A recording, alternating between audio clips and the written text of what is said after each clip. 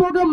പ്രിയപ്പെട്ടവരെ, ഇവിടെ സൂചിപ്പിച്ചതുപോലെ തന്നെ കേരളത്തിലെ സർവീസ് സംഘടന അഖിലേന്ത്യാ പണിമുടക്കായിട്ടുകൂടി കേരളത്തിലെ സർവീസ് സംഘടന പണിമുടക്കുന്നില്ല. കാരണം എന്തെന്ന് പറഞ്ഞാൽ നമ്മൾ നരേന്ദ്രമോദിയുടെ തൊഴിലാളി വിരുദ്ധ നയങ്ങളെ കുറിച്ച് പറയുമ്പോൾ അതിലേറെ നരേന്ദ്രമോദിയെ വെല്ലുന്ന രീതിയിൽ തൊഴിലാളി വിരുദ്ധ നയങ്ങൾ നമ്മുടെ സംസ്ഥാനത്ത് നടപ്പാക്കുന്ന പിണറായി വിജയന്റെ ഗവൺമെന്റ് ഇവിടെ സന്നിഹിതരായിരിക്കുന്ന ചുമട്ട് തൊഴിലാളികൾ, കയർ തൊഴിലാളികൾ, കശുവണ്ടി തൊഴിലാളികൾ, നിർമ്മാണ തൊഴിലാളികൾ തുടങ്ങിയ വിവിധ മേഖലകളിൽ, പരമ്പരാഗത മേഖലകളിലും വ്യാവസായിക രംഗത്തും പണിയെടുക്കുന്ന തൊഴിലാളികൾ നൂറ്റാണ്ടുകൾ നിലനിന്ന സമര പോരാട്ടങ്ങളിലൂടെ നമ്മുടെ പൂർവ്വസൂരികൾ നമുക്ക് നേടിത്തന്ന അവകാശങ്ങൾ ഒന്നൊന്നായി തച്ചു തകർക്കുകയാണ് കേരളത്തിലെ പിണറായി ഗവൺമെന്റ്. ഇന്ന് കേരളത്തിലെ CPM എന്ന് പറയുന്ന പാർട്ടി ഈ രാജ്യത്തെ ഏതൊരു കോർപ്പറേറ്റ് സ്ഥാപനത്തെയും വെല്ലുന്ന അതിസമ്പന്നരുടെ പാർട്ടിയാണ്.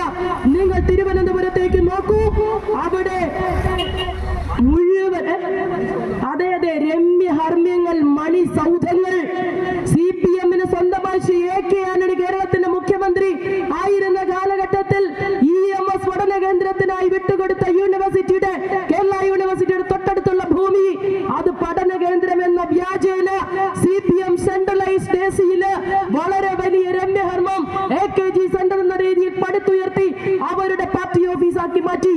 ഇന്നും നോക്കൂ, തിരുവനന്തപുരത്തെ ഏതൊരു രാഷ്ട്രീയ പ്രസ്ഥാനത്തിന്റെ ഓഫീസിനേക്കാൾ വലിയ ഓഫീസാണ് ആ AKG സെന്റർ. പക്ഷെ സഖാക്കൾക്ക് പോരാ. 9 വർഷക്കാലത്തെ ഭരണം കൊണ്ട് കേരളത്തെ കട്ടുമുടിച്ചതിന്റെ കോടികൾ കയ്യിലിരുന്ന് അമ്മാനമാണുമ്പോ വീണ്ടും പണിതു മറ്റൊരു മണിസൗധം. നേതാക്കന്മാർക്കും പ്രവർത്തകർക്കും താമസിക്കാനടക്കം വിവിധ ഓഫീസുകൾ.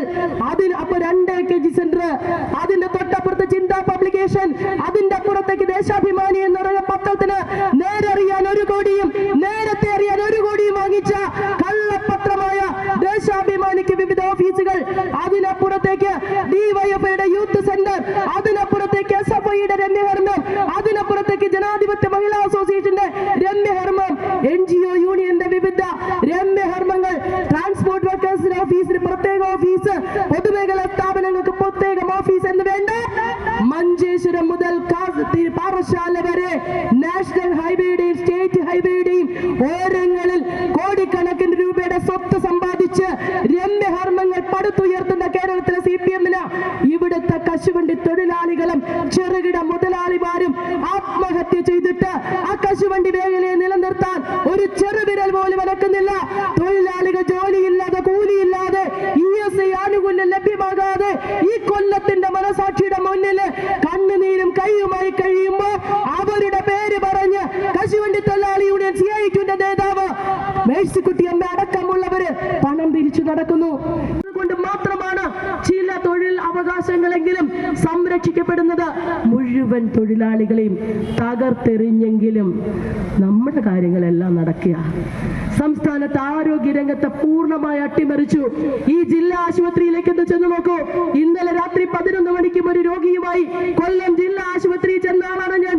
ഏതാണ്ട് എല്ലാ ദിവസവും കൊല്ലം ജില്ലാ ആശുപത്രി ചെല്ലുന്നു. പലപ്പോഴും പാരസിറ്റമോൾ ഇൻഫ്യൂഷൻ പോലും കിട്ടുന്നില്ല. അവിടെ കാത്ത് ലാബ് ഉണ്ട്, പക്ഷെ ആ കാത്ത് ലാബിൽ ഒരു ഡോക്ടർ ഇല്ല, കാർഡിയ സർജറി ഇല്ല. ആഴ്ചയിൽ ഒരിക്കലാണ് വരുന്നത്. നെഫ്രോളജി ഡിപ്പാർട്ട്മെന്റ് ഉണ്ട്, നെഫ്രോളജിക്ക് ഒരു ഡോക്ടർ ഇല്ല. ആഴ്ചയിൽ ഒരിക്കൽ മാത്രമാണ് OP. ആ OPയിൽ പോലും ടിക്കറ്റ് കിട്ടണമെങ്കിൽ വെളുപ്പാങ്കാലത്ത് 3 മണിക്ക് അവിടെ നിന്ന് ക്യൂ നിന്നാൽ 80 പേരുടെ ടോക്കൺ കഴിയുമ്പോൾ അത് കട്ടാവും. പിന്നെയും നെഞ്ചുപൊട്ടുന്ന വേദനയുമായി വൃക്ക രോഗികളടക്കം, ക്യാൻസർ രോഗികളടക്കം ഈ ജില്ലാ ആശുപത്രി സാധാരണക്കാർ ചികിത്സയില്ലാതെ കിടക്കുക. ഇന്നലെ കോൺഗ്രസിന്റെ നേതൃത്വത്തിൽ ജില്ലാ ആശുപത്രി സമരം ചെയ്തുകൊണ്ടിരിക്കുമ്പോൾ ഒരു ആംബുലൻസ് വന്നു.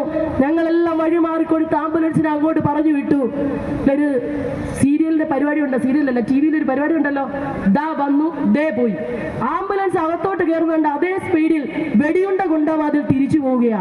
എന്താന്ന് പറഞ്ഞാൽ രോഗികളെ കൊണ്ടുവന്ന് അപ്പോഴേ റെഫർ ചെയ്യും പാരിപ്പള്ളിയിലേക്കോ അല്ലെങ്കിൽ തിരുവനന്തപുരം മെഡിക്കൽ കോളേജിലേക്കോ. വണ്ടിക്കൂലിക്ക് 50 പൈസ കൊടുക്കാനില്ലാത്ത പാവങ്ങൾ നരകിച്ചുകൊണ്ടിരിക്കുന്നു. പിണറായി വിജയന്റെ വീട്ടിനകത്തൊരു വീടയുണ്ട്.